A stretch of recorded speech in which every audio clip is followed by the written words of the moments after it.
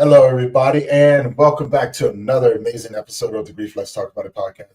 You guys know who it is. I am Tony Lynch. I'm the host of this podcast. And yes, we are your number one podcast for bringing you conversations around death, dying, and grief, and all the messiness that comes in between it with some amazing people out here that's not only walking the walk, but talking the talk, changing people's lives one heartbeat at a time. Now, before I bring on my next guest, for those who are tuning in, if you have not already, do me a favor, head on over to that YouTube channel, hit that subscribe button, hit that bell notification so you'll be notified every time that we drop a new episode.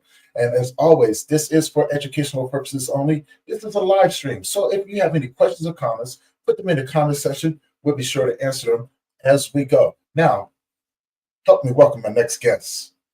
Oh, there we are. We got Todd Lingel on the show. Todd, how you doing? I'm doing great, Tony. Thank you so much for having me on.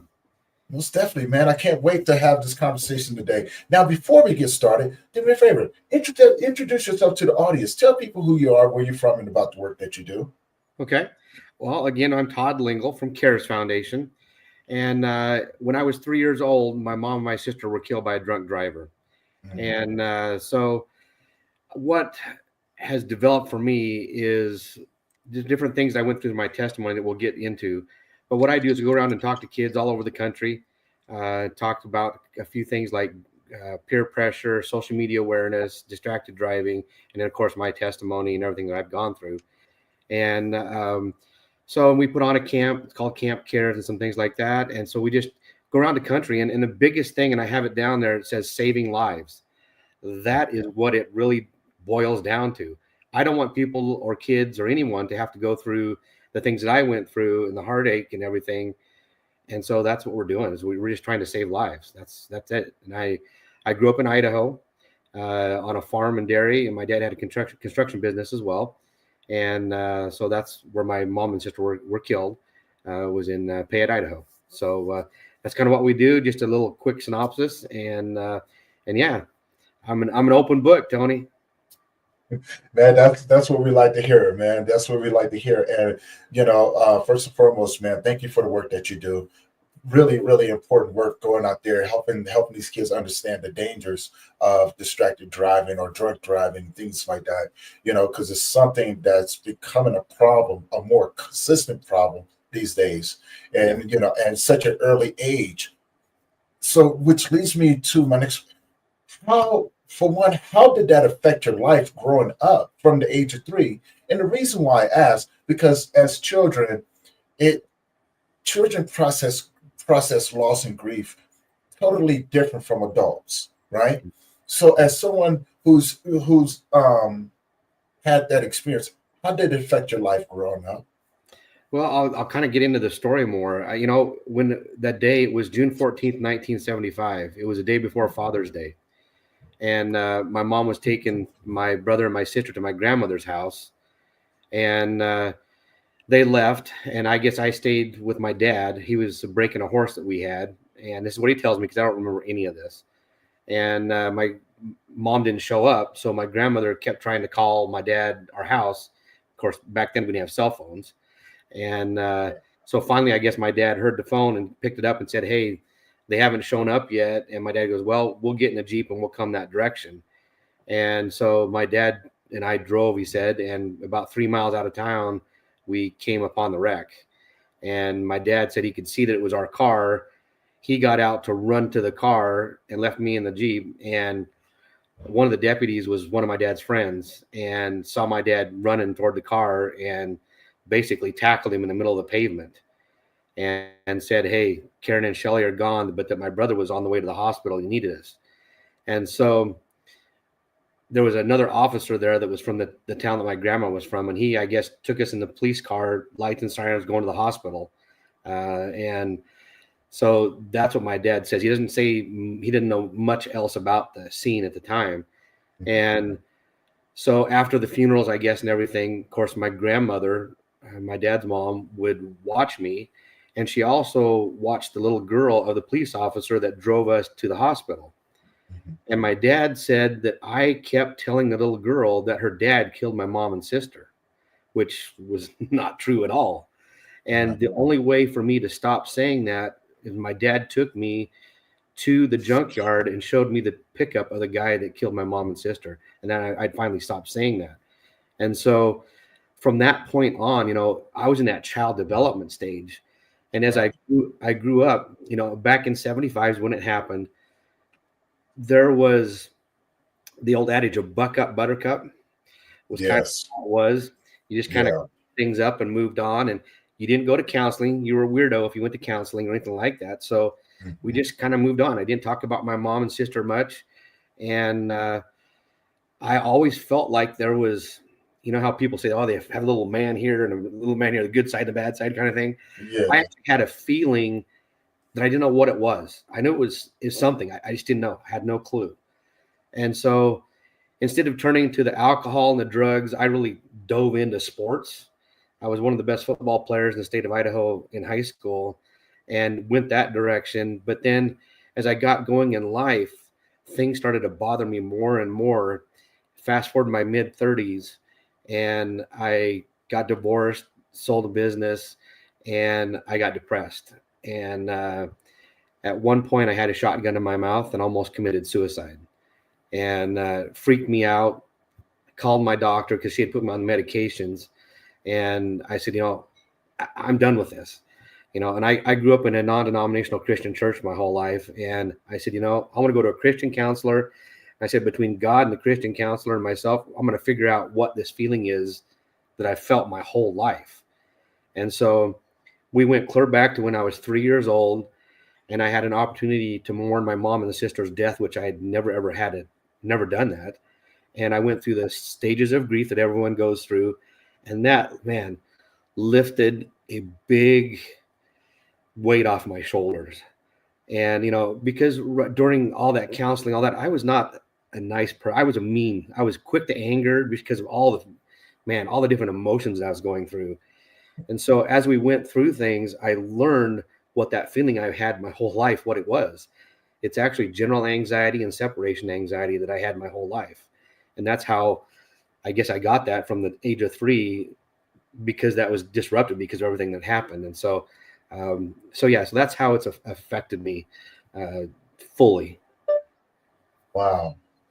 And first and foremost, man, thank you for sharing that, because I know there's some people out there. I've met people who have gone through that at an early age. As a matter of fact, one of my really good friends, Michael Gersh, his parents were killed when he was a baby, and so he had his head crushed in. And talk with him, and then meeting you, it's like both of you are both out here doing the same things. Like, he talks to people about drunk driving and travels around. I'm surprised, it's like, whoa, man, like, this is such. You wouldn't think that it would be something that's that happens as frequently as it does. Yeah. But then you realize that it does, right? And Yeah. and so, like, growing, like, when we talk about the 5 stages of grief, let's dive into that for a little bit, right? Did you ever distinguish the language of it as you were getting older? Well, once you figured out what it was. And the reason why I say that, because you said something interesting, the whole suck it up buttercup type thing, right? What I'm saying? We're not going to therapy and things like that. Now, coming from a man to man, this is the reason why I want to talk about it a little bit, because there's a language that men speak when we're hurting, when we're grieving, and things like that. Did you ever find yourself trying to mask the pain and, going about it in a different way? Reason why I ask is because, for me, anger was the way that I was expressing how to cry, right? Without taking away from my masculine nature. Right. It was the most macho thing that I can do. If I'm angry, no one's going to test me. Yeah. Right. Was yours similar? I really didn't even know how to feel. That was really, thinking back at growing up, my dad never really dealt with it. In fact, we talk a little bit about, but if I really dive in deeper, he'll stop, he'll shut me down. But it was work. Whenever we want to spend time with dad, it was work. We grew up on a dairy and farm. We milked at 5 a.m, and it was a really, I think it was work. I mean, work was like you worked, and I think I did a lot of sports just to be able to have my time. I know that sounds really weird, but that's what it was. And I just dove into things that made me feel good. And I have no clue. I mean, other than the fact that my mom and sister, of course, died, I know that not doing alcohol, because I've never been drunk in my life and I've never done any drugs, but why I didn't go that direction, I don't know. I've always wondered, because a lot of people will try to mask the feelings that they're going through with alcohol or drugs and stuff. And I didn't do that. And I don't know. I don't know why. The only thing I can either come up with is just because my mom and sister were killed by a drunk driver. That's the only thing that I can think of.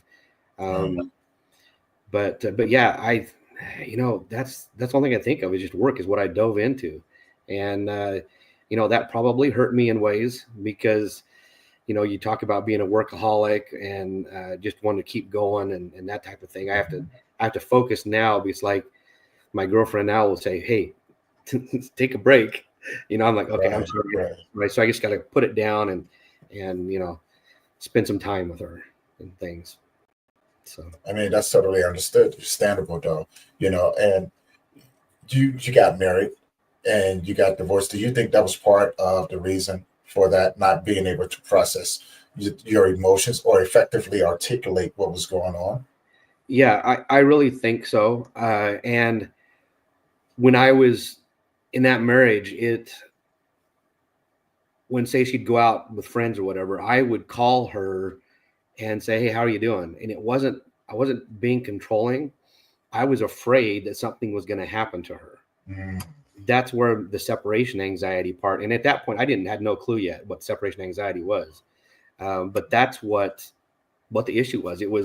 I was totally afraid. And I went to a little bit of counseling at that point, and just with a minister. And he's like, you just got to leave it in God's hands. She goes, it's up to God. And so that gave me some, I guess that was probably a Band-Aid over the situation, because I truly didn't know anything about what was going on until I went through that full on the 4 years and learning what it was, how to control it. Because I'll have the anxiety until I die. And I don't take any medication, but I've learned how to self-talk, breathe. What relaxes me is going for a drive. So if there's a day that it just gets me down and I can't, it just got me, I'll go for a drive to relax. And so, I've learned a lot about myself and the things that have happened in my life in the past. Is like, okay, that was fully correlated to what happened. So, yeah. And that's just what I want kids and I want adults, because like you were saying, it happens more than not. Actually, the statistic was, I've checked it not too long ago, was one person every 45 minutes dies of some alcohol related incident. People don't realize it's that bad. And it's only getting worse as they legalize. I talk about marijuana. They legalize marijuana. There's lots of individuals, and I'm not against any of it. I'm against getting in a vehicle and driving. And the statistics have shown that there's more deaths now where states have legalized marijuana use. People need to be responsible. That's the big key. And, when I go talk to these kids in school, I talk about, like I said, those 4 things: peer pressure. I tell kids, I'm your friend now. If somebody's pressuring you, just say, hey, a friend of mine's mom and sister were killed by a drunk driver. And, I just don't want to do that. And so the peer pressure goes away. Social media awareness. A lot of kids, their cell phones, have no clue who they're talking to on the other end of the cell phone. And I don't ever use the word stupid, except for this one time. I'm like, if you're going to be stupid enough to go meet somebody in person that you've been talking to on the cell phone, take 10 people with you. Because I said tons of kids get kidnapped that way. And then the other thing is, distracted driving. I have some good friends of mine that were killed. He drove too fast. I told him that. And he was texting and driving and ran into the back of a truck and killed him and his wife, and left a 13-year-old in the back seat, And so, I talk to these kids. It's like, I know you're going to make mistakes. You're teenagers, but I just want you to make those mistakes that aren't going to last a lifetime. Yeah. Now, what you think is, I mean, you touched on it a little bit, you know what I'm saying, the commonality of them legalizing certain drugs and things like that. And it's becoming, no, I'm just like, I'm right there with you. I'm not against any of it. If that's what you want to do, you have the freedom and the choice to be able to make that. Just be responsible with yourself, right? Yeah. Think about other people before you go out there and do stupid things, you know. So just keep in mind that there may be consequences to some of the things that you do. Yeah. You know what I'm saying? So keep that in, be mindful of yourself. Yeah. And the one thing that you were saying, and Lincoln tuned in to, the overdoses and things like that. This brings me back to an incident that literally happened last night. I was actually on the phone with Lincoln, talking with him about today. And I got off the phone with him because I was going to the store. And as soon as I got off the phone with him, I was going down the street, and this girl. Now this is around 2:30, 3 o'clock in the morning, and she's coming around the corner. And as I'm going now, I'm looking at her light. Right, she has a red arrow, saying for her to turn. I got a green light, and had I not been paying attention, because I saw the light on her phone that was shining on her face. And she just came right on out there, and luckily I saw her and I stopped. And when she went through, I kind of honked my horn. She dropped the phone, and I saw it all. And just so happened when she did that, right behind me, probably about 50 feet behind me, was a cop. Right?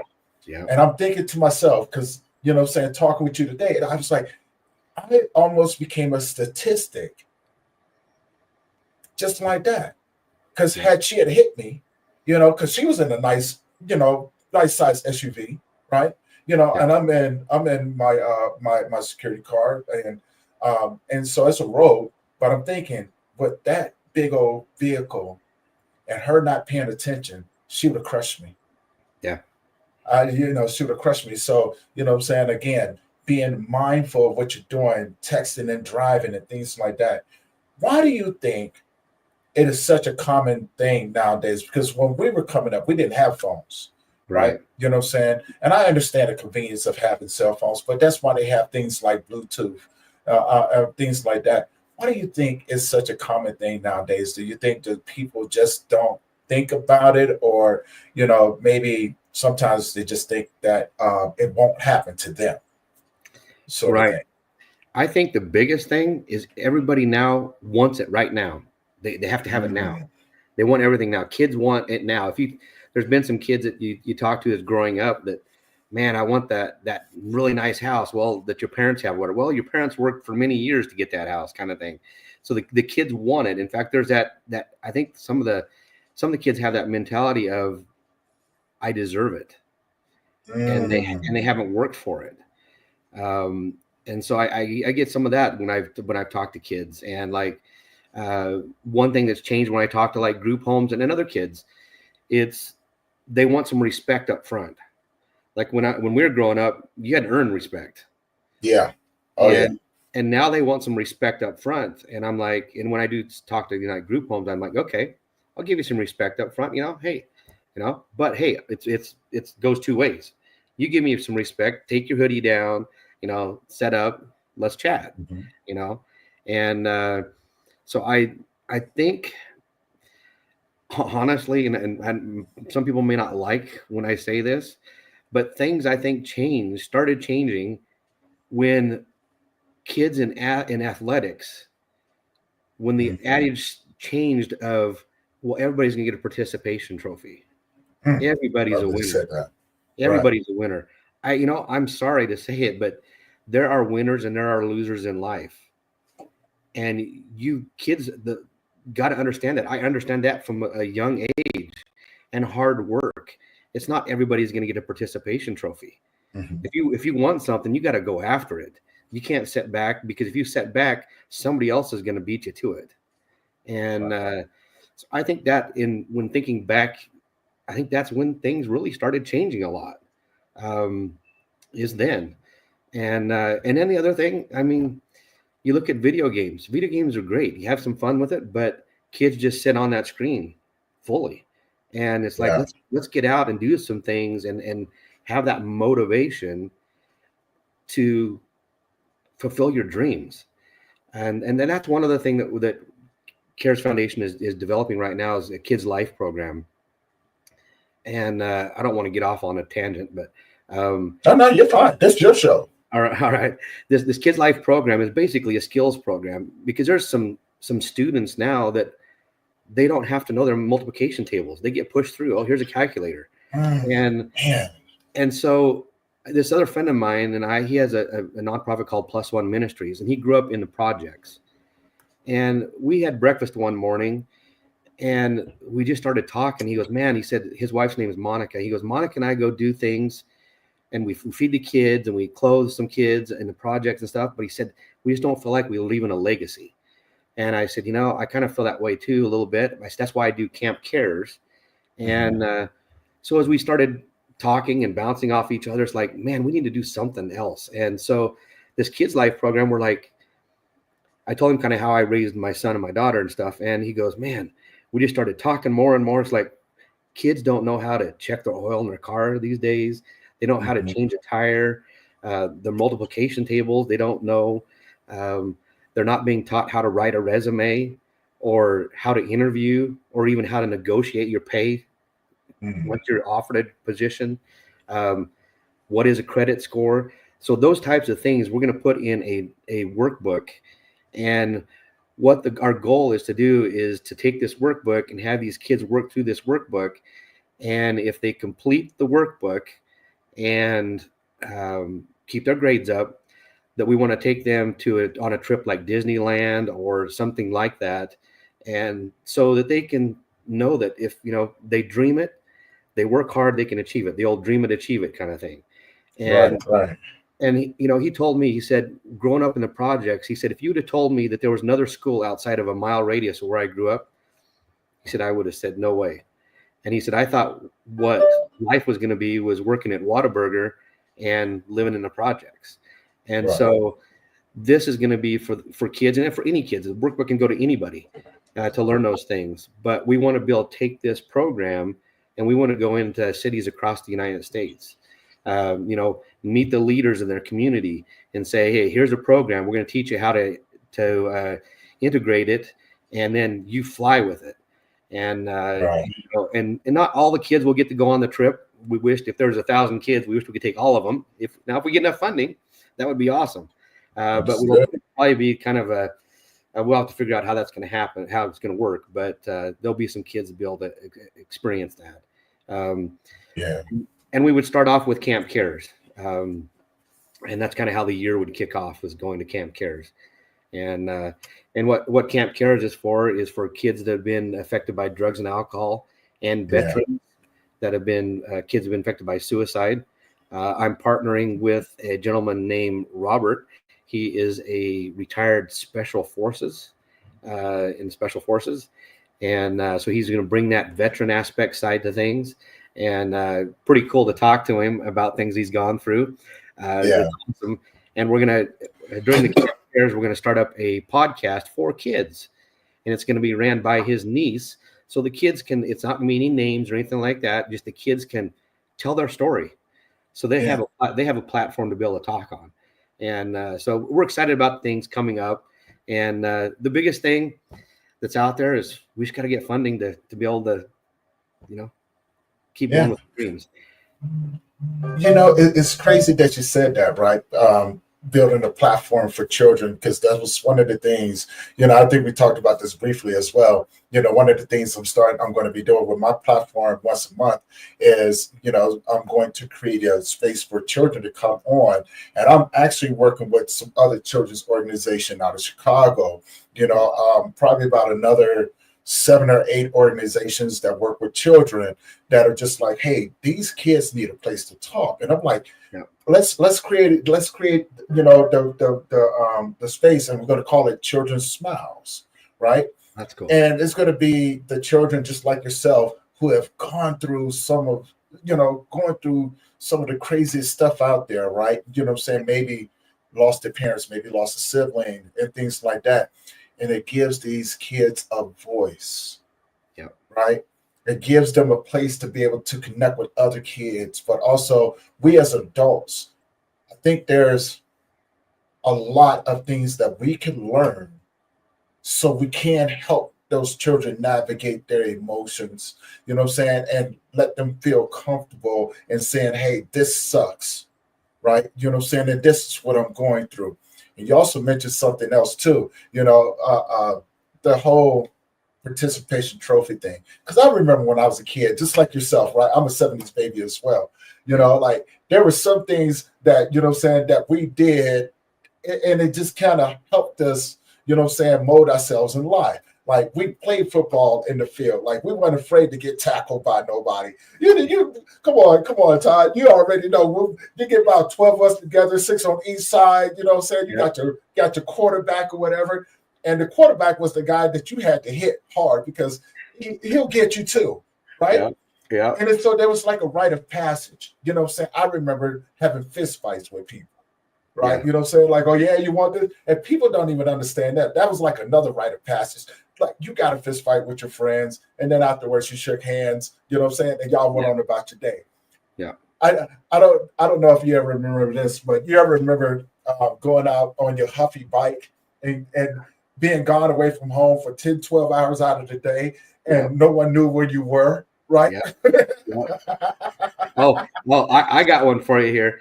I used to walk from when I was a little kid, before my dad bought the cows and went back to like his what he did as a kid.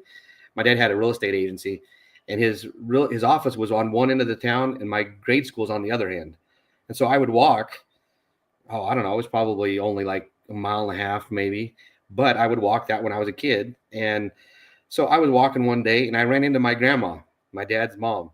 Ran into grandma, and she was going to play cards with her lady friends. And so she goes, "You want to come with me?" I'm like, "Sure." So I just went with grandma, and I'm eating like cake and ice cream when the ladies are playing cards and stuff, and I'm just having a good time with these old ladies. And I didn't think anything about it. I'm supposed to be walking to my dad's office, so my dad and my stepmom are freaking out, looking all over town for me, and I'm hanging out with grandma, having a good time. And finally, and I don't know how long it was. I don't know. I can't remember how old I was either, but probably 4th grade, something like that. And so finally they're like, "Where's mom?" My dad goes, "Where's mom?" So he found my grandma and opens up the door. Guess who's sitting there having a good time with the old lady? Wow. My dad was so mad. Woo, I'll tell you what, you should steam coming off the head. And my grandma's like, oh, kind of like, "Poof, I forgot to call you." Those are good times, man. Those are good times. And then we go, we go into the participation trophies in school and things like that. I'm right there with you, right? You know what I'm saying? We was taught to compete in life. Reason, we were taught this is how life is going to be. If you want to go out there and you want to do something, you're going to have to learn how to compete. So there was a meaning behind the sports that we played, from basketball to football, dodgeball, all those different things. Like, hey, you know what I'm saying? Like, this is how it's going to be. As far as, you know what I'm saying, kids being pushed to school, I think this contributes to a lot of it too, because I believe there's a sense of entitlement. I'm going to do what I want to do, and there's nothing that you can do about it. You can't tell me what to do. Like, they don't listen to the people who have been there. I mean, but we've been there too, right? You know what I'm saying? Because here's a famous term that my mom used to always tell me, and forgive my language when I say this.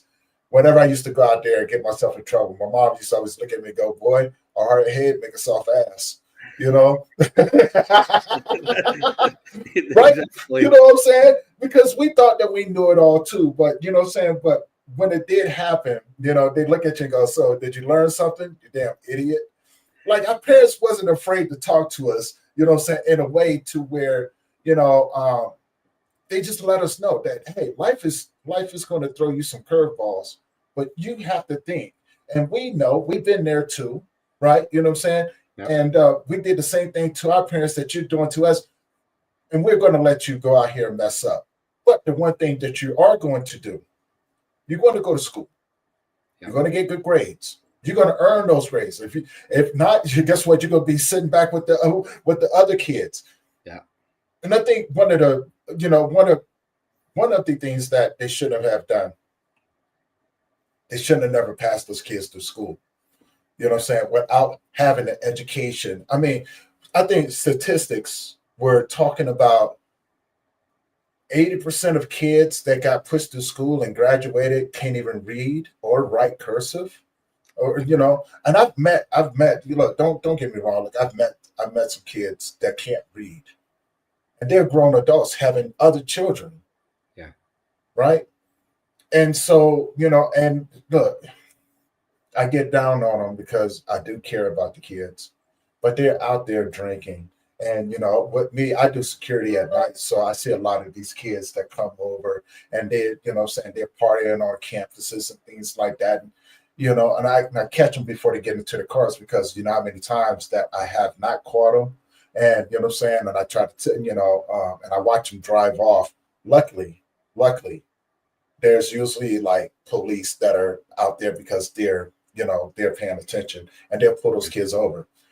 And when I go up there, it's a mutual respect thing. They're like, hey, this kid shouldn't have been driving. I go, I know. I try to catch them before they left and everything. And if you could, I don't want to see them ruin their lives.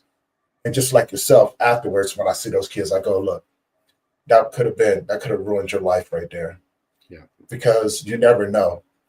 If you go to jail, it's on your record. They're going to take your license away. Then what you're going to do? Yeah. Secondly, you could have injured yourself, or even worse, you could have taken somebody else out. And that is something that you don't want to live with. And you may end up spending the rest of your life in jail. Right. Yeah. And so what do you think is a solution that we can implement into these kids? Because kids are going to do it anyway. Right. But how can we take preventive measures so we can kind of curb this, so we can get those statistics to go down? I think the big thing is what we're trying to do is awareness, for one, in a young age, talking at a young age. And, what's crazy, it's super hard to get into schools now. Yeah. It's like they should be opening the doors to people, individuals like myself, and letting us talk, because as we're talking here, when I talk with these kids, I'll ask them a question. I like to talk with the kids, not at the kids. And, I have the drunk goggles and I have a pair of belly chains and leg irons. I used to be a correctional officer back in the day. And, and I talk about stories.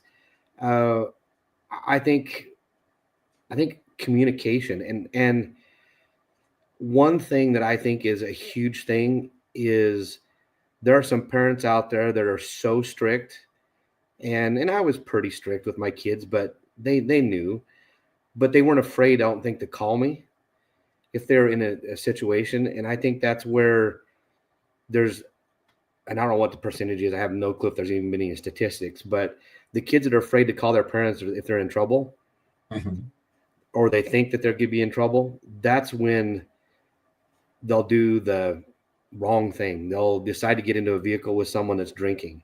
And I don't know, I don't know the answer to that fully, how we could stop it, because you as an individual, you can make your own choices. There's Uber, there's lots of things out there that now that was never there when we were growing up. Right.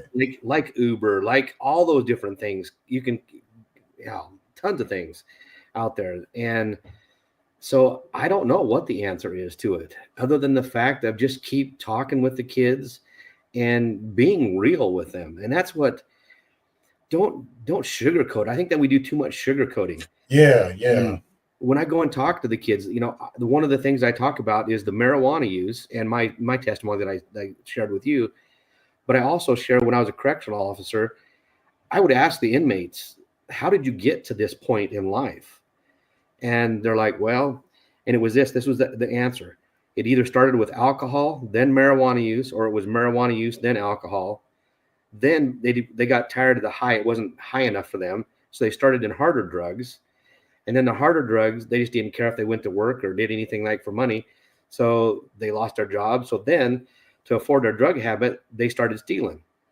And then the stealing just led to more criminal activity. And that's where they ended up in prison. This one kid really man, I will never, I don't remember his name, but I will never forget his story. He's just an average Joe, and went to the bar with friends. And he was in his mid-20s and got into a bar fight, hit a guy, and the guy fell and hit his head on the bar top, and it killed him. He got 10 years in prison. He had no record, a good kid, got 10 years. And he's definitely probably was worse when he got out than going in, for sure. Yeah. And those stories and everything I talked with these kids about, it's like, man, the marijuana, I've gone into probably 50 different pot shops and asked questions. Is it addictive? Because that's the big controversy out there. Oh, it's not addictive. Well, I would say back in our day when the marijuana was 5% THC, probably wasn't really addictive. Now, the ones that were honest with me, the shops that were honest, when they didn't have like people in there that I could talk to them, they're like, yeah, it's addictive because of the stuff that they're adding in it. And, yes. Yeah. And that's where addictive. And I got to learn more about dabbing at the time. And it comes in like a little, I don't know, jar kind of thing, but it reminds me of boogers. It's like sticky. That's all I can think of. And they call it dabbing. And so it can be up to, from what they told me, they could be up to 95% THC. And a number of them told me this is frying kids' brains, and they have no clue what it's doing to them. And so I tell that to these kids. And the other thing I do, and I will do anything, I'll do it right now. My personal cell phone number, I still have an Oregon number. I'm in Arizona right now. My number is 541-490-5171. If anyone that's listening or listens to this is in trouble, call me. I don't care if it's 2 o'clock in the morning. My phone is always on. Unless I don't hear it, I won't be able to answer it, but I will answer it if it wakes me up.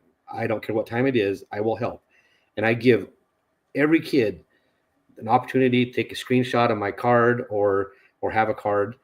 And I tell them that I would rather them wake me up than be in a situation, if they're afraid to call their parents, I'll be a buffer between the two of them. Because what I don't want is them getting into a vehicle with somebody is under the influence, or God forbid them get in their vehicle and drive.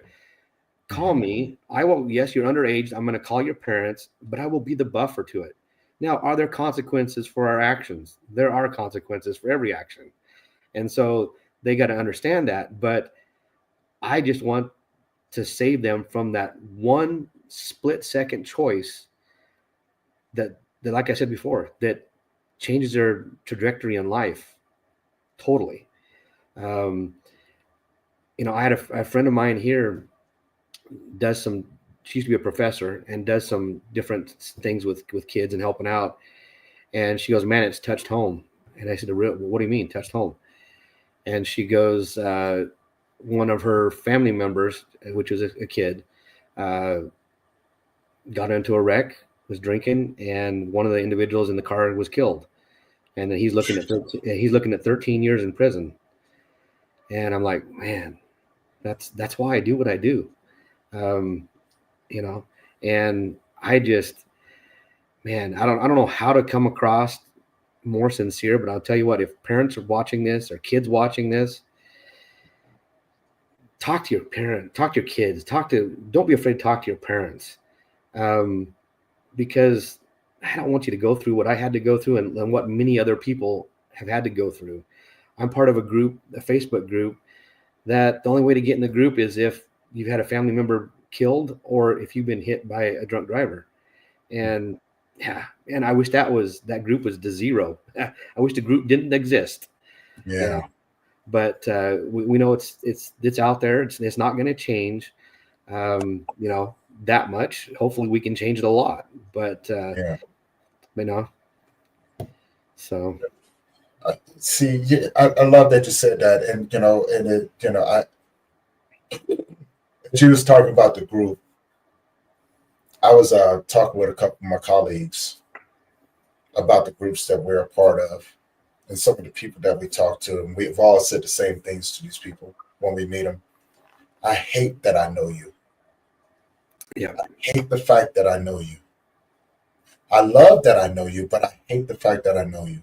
Because when that statement right there, people, and I want to clarify this to people, when we go into these groups, we don't, if you're anything like someone who's very empathetic, we don't like the fact of that someone else had to go through the things that we've gone through, which leads to my next question, because you said something, and I want to get your thoughts on this. Okay. Why is there such a huge disconnect between the children and the parents? Why do it feel like the parents can't talk to their kids about certain things, and the kids feel like they can't talk to their parents about certain things?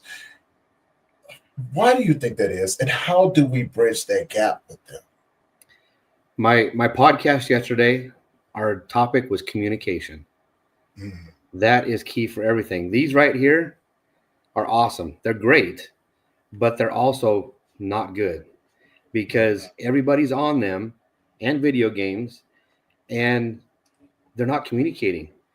Here's a perfect example. I was a high school basketball coach.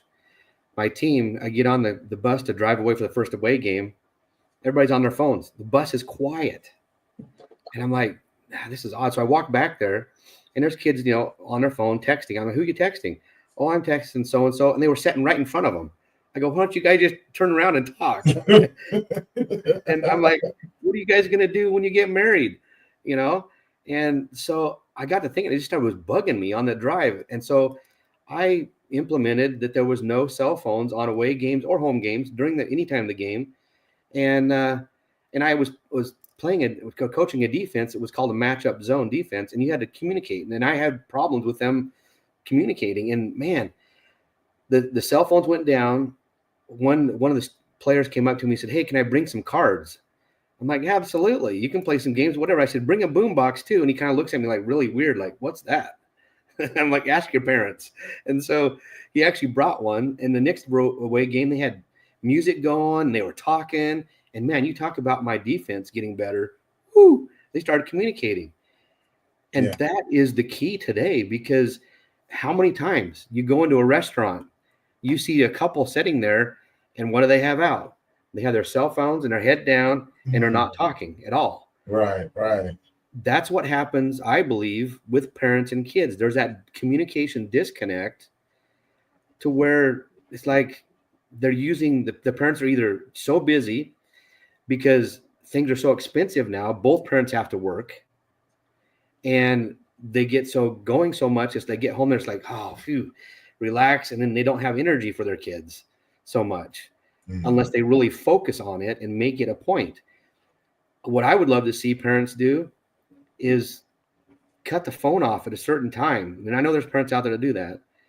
Or better yet, take a couple nights a week. As soon as you walk through the door, phones, electronics, there is none. We're going to have family time tonight. We're going to play a board game. Right. We're going to do something that we're going to go for a walk and just talk. How's your day? I really think that's where we've gone wrong as adults, is we've got so involved in the electronics that the core value of communication and family is not what it used to be. And I agree with you on so many levels on that, man, because I watch people, and plus being one who's in a grief field, I see, I'm very observant of a lot of these things. And, this is how I develop my programs, things like that, because I do watch and, and I see these challenges, and I come up with solutions, a whole variable of solutions that be able to combat these things, and getting, one of the things I do try to implement is like, hey, have some family time with your with your loved ones and things like that. One, because tomorrow's not promised. Two, you don't want to ever miss the opportunity to be able to sit down with one another, to be able to talk about what's going on in your life, especially these children. You mentioned something earlier, and before I say this, I want to say trigger warning, right? The increase of overdoses. Suicides, overdoses, bullying, things that we didn't have to deal with when we were children. Although we did deal with them, but we was told, hey, if you got a bully, you better go out there. You're going to have to fight that bully, right? You know what I'm saying? You're going to have to confront that. And, and it's like we've created a generation to where there's no sort of conflict resolution. that goes along with that. Kids are told, hey, don't put your hands on nobody. And I'm going, hey, sometimes you're gonna have to fight.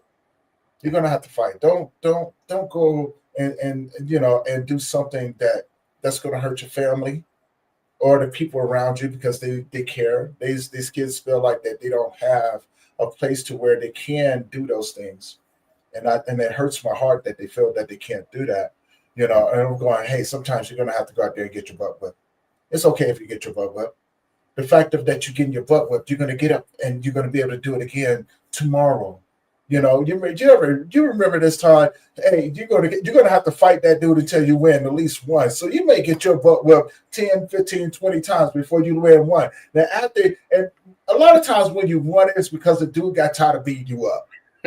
Yeah. Right? You know what I'm saying? Then after that, y'all became friends, but you can't be friends until you at least win one, right? Yeah. Kids nowadays, I think, and it hurts me to say this, but they've made it too easy for these kids to get their hands on weapons. Yeah. And these kids, the video games, they're so real. I think sometimes these kids forget that it's a video game and they're going, oh, if I can do it up here, I should be able to get away with it over here. Yeah. Right? So I think there's a huge disconnect between the reality and the video games, because you ever see kids go to court and they're just sitting up there thinking that everything's going to be honky-dory and things that until they get that sentence, until they're like, the judge is like, you got life in prison. The kids are like, oh no, I was supposed to go home. Yeah. Right? Yeah. So, I think there has to be something. And when I want to ask this, why is it that way that these kids are doing this, as far as not being able to deal with the bullying? I know the internet and things like that, and it's crazy, but when it comes down to parents, how can we get it through to the parents as well? I know we talked about having family time and things like that, but how can we get it through to the parents, the importance of them being involved in their children's lives? And I get it, I'm saying we live in a society where parents don't have the time. Prices are through the roof on just living, things like that. But how can we get it through to them, the importance of this? I think just what we're doing now, telling our story, getting out there more, talking more. I've been thinking about what can I do for the parents to be able to talk with the parents, because it's gonna start with the parents. And you have a valid point. The video games have been a big issue because it's like you're saying, it's so real that, like you said, they're coming out in society going, oh, hey, it's not a big deal, and until they do get that sentence, and then it's too late. I just, it all goes back to the communication. Open communication, I think, is part of it, because a lot of these kids, they don't feel heard, for one. Yeah. And I go into group homes and I talk into group homes, and I asked these kids, I said, have you ever been or heard the persona or heard something that, oh, you're from a group home, so you must be a bad kid? They're like, oh yeah, I've heard that before. I'm like, okay. I said, it's unfortunate what you guys have had to go through. I don't know what your individual stories are, but I think you're in an advantage. And they look at me like, well, what do you mean? I'm like, all of us in life, we have a choice to make. Turn right and do something good, turn left, do something bad, maybe end up in prison. And I said, you guys know what life's about at an early age.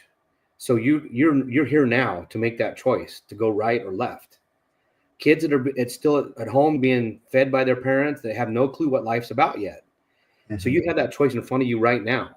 It's an advantage. If you take that advantage, it's an advantage. If you don't, and you keep slip sliding and go this direction, then it can be the disadvantage. But you're at an advantage. There's lots of things for you to do if you want to do them. And it's going to take some hard work. But there's individuals like myself and the people that work. I tell them the people that work here, they're not doing it for the pay, because they don't get paid hardly anything to work with kids in group homes. They're doing it because they love you as a kid. I want you to be better. And so kids look at it a little bit differently. And, I told you I have the belly chains and leg irons, and some kids want to put them on and try them out, especially in group homes. And I've had these on before. I'm like, well, how about this being the last time you have them on? Right. And one time really, I don't want to get off on tangent here, but one time really, man, it hit me. This young lady had them on, and I said, how about making this your last time? And she didn't answer back for a little while. And I just was quiet. And it was probably only like 10 seconds, but it seemed like it was a minute. Mm-hmm. And she goes, I can't promise that. I'm like, okay. I said, can you tell me why you say that? And she goes, well, I have a problem with anger. I'm like, okay. I said, do you know what triggers your anger? She goes, no. And the group home worker was listening. And I said, well, maybe we can figure that out. And I looked at the group home worker. So, she acknowledged that. And I'm like, you know what? I said, I've given my card to all you guys today. And if it's okay with the group home, you can call me. If you get into a place where you're angry, pick my card up and look at it. Look at it and remember my story and call me if you want to. I'll talk you through it and make sure you're getting help so that you never end up in these chains again. And the reason I tell, and I didn't share this, the reason I tell kids to look at my card is because my logo has a really significant meaning. I want to share this real quick. I ran most definitely. When I started CARES Foundation up in 22, I wanted to speak where my mom and dad, and my stepdad, or my dad and stepmom are, and they're going to a church there. And some of the people there are elderly now that knew my mom when she was alive. And so we were down there and we were talking with the minister, and don't even know how it came about, but we figured out that his wife's grandmother was a first responder to my mom's wreck. Mm-hmm. And so she was alive, and I was able to spend some time with her, and she told me about the scene she came up on. And when she came up on the scene, I went with all the details, but my mom, when she died, was giving my sister a hug. So on my logo here is CARES. The one part of the K here that wraps around the other is significant of my mom giving my sister a hug. My mom's name was Karen. That's where the Kare comes from. And my sister was Shelly. That's where CARES comes from. And so that's a significance. So that's why I told this young lady to look at my card and remember my story, to try to maybe break up her thought process at that time. So that's the significance of the logo. And that's why the Camp CARES I talk about, it's KAMP KARES, because of the K is so significant for me. I was going to segue into that one. I'm glad that you did that. So now, as we begin to wrap this up, first I want to say, man, thank you. Thank you for the work that you do. Thank you for allowing these children a safe place and a safe individual to be able to call when they're going through something, and for everyone out there, support this, please. We have to do something for our children out there that are struggling, and provide solutions, right? So guys, his information is in the YouTube channel. Go there, support. Let these children know that there's people out there that care, that want to see them, have a safe space, things like that. And if you have a child, guys, you guys already know Todd is the person. This organization is the place for you to be able to connect with let's get these kids out there and get them involved in their lives, right? Yeah. So, which leads me to my next question. As we begin to wrap this up, how can people find you, Todd? They can find me at CARES Today. So with a K, KARES today.org is a website. And anybody can go on there and they can connect right there. I have my cell phone number. They can email me from there. And again, my cell phone number, I'll tell you again, is 541-490-5171. And I do have an Arizona number now that rings to my phone here. And that number is 602-552-1375. And yeah, call me, email me. My email is Todd, TODD, then CARES, KARES, then the letter F @gmail.com. And look us up. There is another CARES Foundation out there that's doing good work. Just make sure that I'm from Arizona. It kind of has blue. It has some kids on my website. Get a hold of me. There's application online for the CARES Camp CARES, and some information. And so, yeah, I would love anybody that wanted to call me and tell me their story. I've had a couple of different individuals that were recovering alcoholics that fell one night and were started drinking again and called me on my website.